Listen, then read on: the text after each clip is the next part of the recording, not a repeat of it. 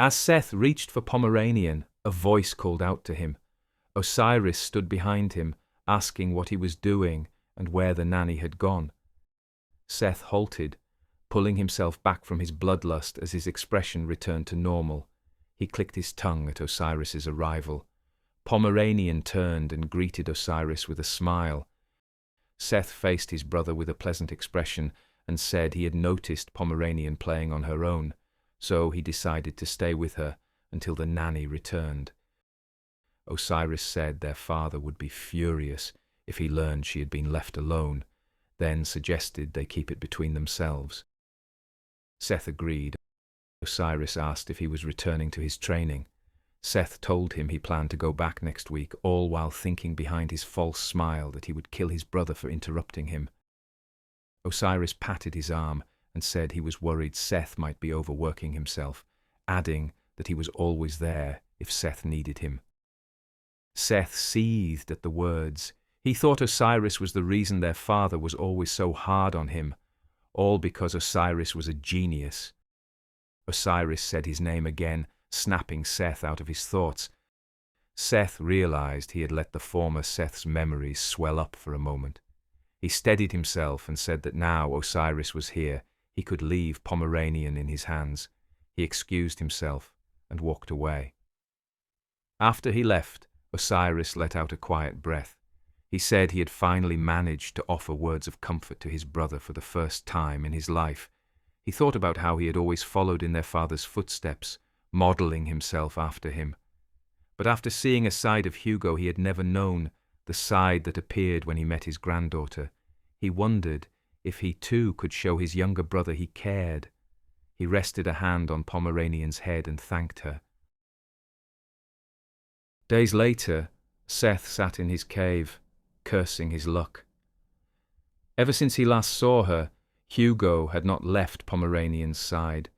That day in the garden had been his only chance, and he cursed Osiris for ruining it. He tried to calm himself, muttering that there was still plenty of time before the portal opened. He could wait. He could allow Hugo to grow even more attached to the girl. When he finally caught her, it would break him all the more. He thought of the many ways he could kill the child, cackling to himself on his stone throne. But outside the cave, Vikir stood, unseen and unnoticed. Vikir unsheathed Beelzebub and sliced cleanly through the barrier, protecting the cave. Seth felt it at once. Someone had breached his shield. He looked toward the entrance, wondering who it could be as footsteps echoed closer and closer. Vikir entered the cavern and said that his brother had come to visit. Seth stared at him, confused. After a moment he asked how Vikir had found him. Vikir told him he had simply followed him here. Seth grew anxious. How had he been tracked without realizing it? Vikir remarked that he seemed confused by the sudden visit. He glanced across the floor littered with human bones and asked what Seth was doing in a place like this. Him being here made it seem as if he was the demon abducting the children from Underdog. Seth's expression shifted into a smile. He said Vikir must already know. Vikir glared at him and asked if he wasn't even going to deny it. Seth stepped closer, saying there was no point. No one else was here but the two of them. He drew his sword and told Vikir he was a fool to come alone and unarmed. He lunged with a maniacal grin and swung his sword at Vikir. And then there was silence. Vikir asked what he was smiling for. Seth blinked, then saw his own arm lying on the ground behind Vikir. He stared blankly at the severed limb before the pain reached him, and he screamed. His eyes locked onto Vikir's sword. Beelzebub. Recognition flickered across his face. How did Vikir have that? The wound burned, searing deep into his soul. He demanded to know how Vikir acquired a demonic blade. Vikir told him coldly that he would know all about demons, wouldn't he? He called him Seth, then corrected himself. He said Seth was not Seth at all. He was one of the 10 demon kings, one of the 10 prime corpses, and asked if he was correct. Seth roared at him, demanding to know how he had learned that. Then he froze. He stared at Vikir's soul, stunned, and asked why it smelled of hell. Vikir looked back at him. This demon had framed him, manipulated him, and orchestrated his execution. He told Seth to stand up. Then he gave a sinister smile and said, not to expect a peaceful death. In his previous life, a portal to the demon world had opened. The beginning of the demon invasion, the Age of Darkness. The ones who opened it were the 10 high-ranking demons who had infiltrated the human world. They were called the 10 Prime Corpses. During that war, he had once faced one of them, and the result had been catastrophic. Out of 671 soldiers, 666 died, because the demon wanted the death toll to be 666. The Prime Corpses were terrifying to behold. He looked down at Seth now, thinking how strange it was to meet one here, 10 years early. His eyes drifted over the bones scattered across the cavern floor. Some of them were unmistakably children's. Seth laughed. He asked if Vikir was angry seeing the remains of children. He lifted his hand and told him not to worry. They still lived on inside him. A child's head formed out of his hand, its tiny mouth begging for help. Vikir's temper snapped. He sliced the hand off in one clean stroke and told him to stop babbling nonsense. Seth screamed that now he had lost both arms. Then he smiled as 2 new arms formed almost instantly. He stood and said Vikir surely had secrets of his own. He added that Vikir was a genius, even more so than Osiris. His right arm twisted, reshaping itself into a blade. He said Vikir was a threat that had to be dealt with, and that he would die here. Vikir lifted Beelzebub and said Seth would be the one to die. They stood in silence for a moment, weapons raised. Then they clashed. Seth grinned, thinking Vikir, as a Van, would know nothing past the 4th form. He himself was a lay. He knew the 6th. He drew the 6th tooth and struck, expecting Vikir to crumble. But Vikir responded with the 6th as well. Seth's eyes widened. He said he knew Vikir was hiding something. Their blades met again, and this time Seth was thrown back. He hit the wall hard, staring at Vikir in disbelief. The 7th tooth. How was this possible? Only the head of the family was permitted to learn the 7th form. Before the thought fully formed, Vikir lunged and drove Beelzebub through his heart. Vikir looked down at him. He said demons always believed themselves superior to humans, and that arrogance led them to underestimate them. He leaned in closer with a faint smile and told him there was nothing easier than fooling an arrogant demon. As he pulled the blade free, a thought continued forming in the back of his mind. In his past life, even after the war was won, humanity never found the 10 Prime Corpses. But this time was different. They were still gathering strength in the shadows, and this time he might be able to hunt them. Vikir leaned close and whispered into Seth's ear. Their plan was to connect the human world to the demon world. Then he asked what would happen if he killed all of them first. Would that ruin their plan? He added that it would at least make him feel better, his voice low and menacing. A chill ran down Seth's spine. He couldn't believe it. Was he actually afraid of a mere human? Seth's rage surged. His body burst apart in a spray of blood as Vikir leapt back. In his place remained a spiked shell made entirely of hardened blood. Cracks spread across its surface. A voice crawled out from inside, telling Vikir he never imagined he would have to show his true form to a human. The shell shattered, and the demon stepped forward in his real body. He announced his name, Andromalius. He said Vikir was stronger than expected, but this was where his life would end. He raised both hands as his fingers twisted into writhing snakes and launched them toward Vikir. Vikir moved, slipping past the fangs, severing the snakes as they snapped at him. One darted from behind and sank its teeth into his shoulder before he cut off its head. The demon smirked. He told Vikir it was over. Vikir glanced at the bite, unconcerned. Andromalius extended his hand. A mouth opened in the center of his palm, rows of teeth grinding against each other as he activated his power. Infinite absorption. Blood began to rise from Vikir's wound like thin threads drawn toward the gaping mouth on the demon's hand. The demon laughed as he absorbed Vikir's blood. He told him this was his ability, the power to control blood, and said he would keep feeding on him until he ran dry. The demon started siphoning Vikir's blood as it declared its power was so amazing. Vikir stood there unmoved. Then he smirked, and the demon asked what he could possibly be laughing about. Vikir covered his mouth, his grin widening, and scoffed as he asked the demon if it even knew what it was drinking. The demon paused, then coughed up blood and collapsed. It cried out, demanding to know what kind of blood this was. Vikir unsheathed Beelzebub and told him to watch. He cut his own wrist, and the blood that fell hissed as it hit the ground. The demon stared, realizing the truth. This blood was poison. Vikir told him the show was not over yet, and showed him as his wrist healed before the demon's eyes. The demon's eyes widened. How was this possible? To regenerate like that, no human should possess such power. Then it thought of the poisonous blood and remembered there were only 3 monsters with blood so toxic.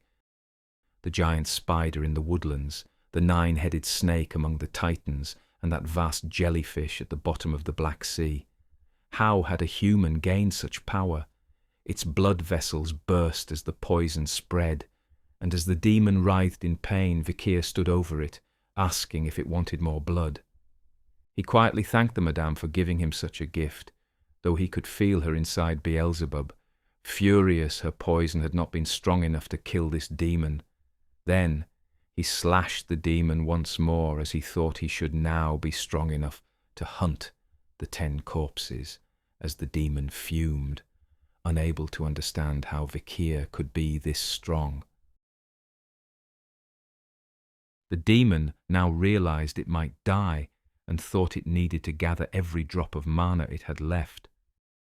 Vikir noticed the barrier dissipating and wondered if it was pulling its strength back together. The demon smiled and cast a spell that turned water into blood. A torrent of water surged through the cave floor, flooding the ground before darkening into crimson. Vikir watched the spell take shape, then cut himself and let his blood drip into the pool, noting that the demon would not be able to absorb anything now. The demon only grinned, saying it had no intention of doing that. It raised its hand and commanded its knights to arise. The blood rose and formed crimson knights, each one solidifying into armoured figures that surrounded Vikir on all sides. The demon explained that every one of them could use the 6th form of House Baskerville. Even if Vikir had mastered the 7th, he would be overwhelmed by their numbers. Its tone turned icy as it declared that it would kill him here, then go after everyone he cared about, certain he would regret defying the 10 prime corpses. Vikir stood with his hands in his pockets, unmoved. He remarked inwardly that these knights certainly sounded dangerous. He recalled his earlier conversation with Hugo, when Hugo told him he could have any reward he desired. Vikir pulled the thing he had asked for from his pocket, a whistle. He held it where the demon could see, knowing that anyone who had lived among the Baskervilles should recognize it. The demon froze in shock, unable to understand how Vikir had acquired it. Vikir brought the whistle to his lips and blew it, a faint grin forming as the sound rang through the cavern. The call echoed outward into the night, reaching a familiar presence waiting just outside. The demon panicked and ordered its knights to eliminate him immediately. They charged him. Then the mountain shook. A surge of red energy carved through the cavern roof, taking the entire mountaintop with it. Through the rising dust and fractured stone, Vikir's reinforcements entered the battlefield. The demon stared upward, unable to make sense of what it was seeing. Half the cave was gone, no ceiling, only the open sky and distant stars overhead. Hugo stood at the edge of the shattered opening, looking down at the scene below. He looked down at Vikir and finally understood why he had asked to borrow the power of Baskerville. It all made sense now. Vikir bowed his head slightly. The demon remained frozen as it took in the sight before it. Hugo, his commanders, Osiris, and an entire legion of hooded Baskerville hounds lined up behind him like a wall. Hugo raised his hand and issued his command that, for the next 6 hours, every warrior of Baskerville would act under the authority of Vikir van Baskerville. Vikir faced the assembled hounds of Baskerville and gave his order with quiet certainty. They were to tear the demon apart. As soon as Vikir gave the order, a hunting dog appeared behind the demon in an instant and drove its blade straight through the creature's heart. The rest of the hounds surged forward without hesitation, their swords stabbing into its body from every angle. The demon screamed as steel pierced it again and again. Vikir watched the assault unfold and told the hounds that the creature required blood to heal. If they were injured, they were to throw themselves into the poisonous river and die rather than feed the enemy. Then he commanded them not to allow a single scratch to land on their bodies during this hunt. The entire force roared their acknowledgement. From above, Boston Terrier laughed and remarked to Hugo that the command had raised their morale instantly. He admitted he never realized his nephew was such a capable leader. Hugo did not respond. A troubled frown settled over him as he wondered how he had failed to notice that his own son had been replaced by a demon. Was this what the Baskervilles had become, so dulled that they could not even recognize such corruption? Below, the hunting dogs continued their assault with relentless precision. Blades flashed, blood sprayed, and the demon stumbled under the weight of their onslaught. For the first time, it realized it might lose. It needed a way out. Its eyes darted across the battlefield until they landed on Osiris standing on the ridge. A slow grin crept across its face. It called out for negotiation. The hounds forced it to its knees, blades pressed against its throat. The demon proclaimed that if they spared it, it would release Seth's body. Vikir's expression turned cold as he asked if the creature truly believed they would accept such an offer. The demon shivered under Vikir's stare. It knew such manipulation would never work on him. It only needed to sway one person, Osiris. It called out, asking Osiris if he truly wished to watch his younger brother die. The demon knew Osiris carried a soft spot for Seth. If it could twist that bond, it could slip free. Osiris leapt down from the ridge and approached. As he passed him, Vikir quietly warned him not to fall for its lies. Osiris stepped up to the demon, stopping directly in front of its lowered head. He said that if Seth remained somewhere inside, then he had a duty to help him. The demon's lips curled into a hidden smile out of his sight. Then it lifted its head. Its face had shifted, no longer demonic, but perfectly Seth's. Tearful eyes, a trembling expression, a plea for help, an apology for being weak enough to be devoured, a desperate request to atone. Osiris did not hesitate. His blade swept cleanly through the neck, the head rolled across the ground. He stood over the corpse with a somber expression, saying this was the only mercy he could offer his brother. Vikir stepped closer to Osiris and told him not to blame himself. That thing had not been Seth anymore. Osiris lowered his gaze in sadness, saying he should have been a better brother, but he forced himself to straighten, reminding himself he could not mourn yet. His eyes swept over the ground, over the countless small bones scattered through the cave. As vice-patriarch, he felt a deep shame that all this had happened under his watch, while a demon had lived among them. Suddenly one of the hounds shouted for them to look to the sky. The head Vikir looked up. The demon's severed head had sprouted wings and was now soaring through the air, trailing droplets of dark blood behind it. It cackled as it flew, mocking them as it declared the gate would still open, and that it would return for revenge once it regrew its body. Vikir's jaw tightened in fury. He glared upward, unable to reach it from this height, yet fully aware that allowing it to escape would be disastrous. Then Hugo stepped forward. He called out to the fleeing demon, reminding it that a swordsman should never show his back to an enemy. The demon turned at the sound of his voice and felt a jolt of terror under Hugo's gaze, traces of Seth's memories resurfacing in its mind.